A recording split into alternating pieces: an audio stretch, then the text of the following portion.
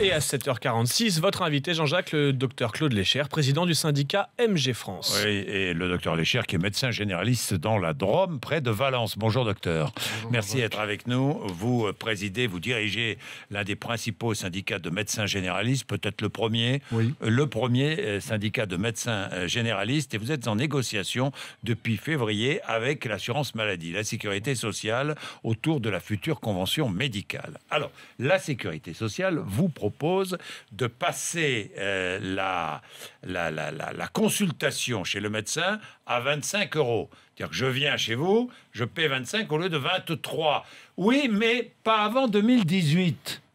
Oui, mais comme d'habitude, on essaye de reporter sur les suivants ce qu'on devrait faire immédiatement, puisque vous savez aussi que l'actualité, c'est qu'il y a une chute dramatique du nombre de médecins généralistes dans ce pays. Oui. Et l'Ordre des médecins nous prévoit qu'en 2025, nous aurons perdu un quart des médecins généralistes dans ce pays si on part d'une comparaison en 2007.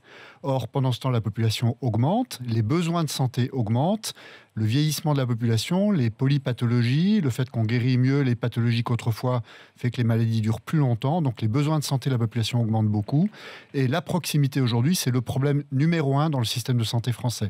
Oui, la proximité, et pour garantir une proximité, une présence de médecins, il faut que les médecins gagnent leur vie, si j'ai bien compris. Absolument. Et les généralistes dans ce pays, par rapport aux autres spécialités... Et gagnent de moins en moins bien leur vie, parce que l'image du médecin qui vit très très bien a vécu un peu. Alors, pour les généralistes en tout cas. Oui, si vous choisissez la médecine générale pendant vos études, vous aurez un revenu global annuel de 50% inférieur aux autres spécialités.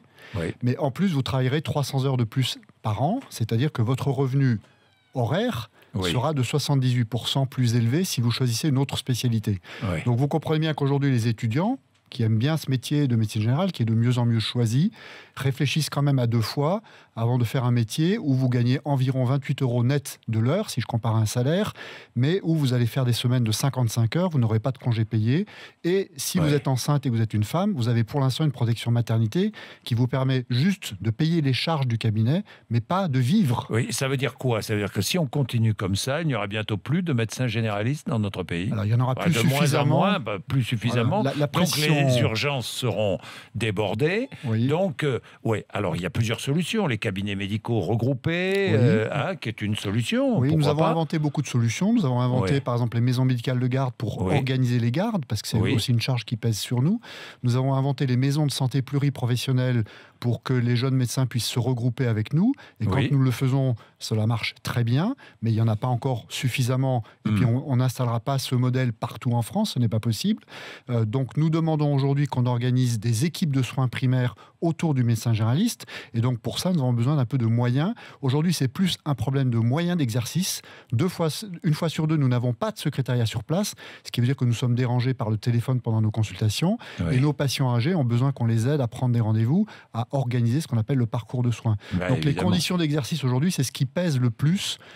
Et la mauvaise protection, par exemple, pour la maternité, pour les jeunes femmes médecins, c'est ce qui pèse le plus dans la décision de ne pas exercer en cabinet de médecine générale. Oui, Claude Lécher. Donc, l'augmentation de la consultation, du prix de la consultation, vous la demandez pour tout de suite. Oui.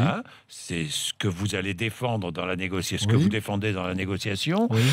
S'il n'y a pas d'accord avant la fin du mois d'août, qui décidera le gouvernement? Eh bien, on passe dans une procédure qui s'appelle le règlement arbitral, mais il y a aussi un gros risque que les médecins finissent par se lasser de ce feuilleton conventionnel et finissent par dire finalement la convention, c'est peut-être pas la bonne solution. Or nous pensons que si on veut défendre et l'exercice libéral de proximité et le fait que les patients puissent accéder aux soins, il est absolument nécessaire que le président de la République pousse vers un accord conventionnel, ce que pour l'instant il ne fait pas. Nous lui avons demandé d'avoir des moyens d'investissement, il ne nous a même pas répondu. Bien, mais l'assurance maladie répond, nous n'avons pas les moyens, c'est déjà un effort considérable d'augmenter la consultation.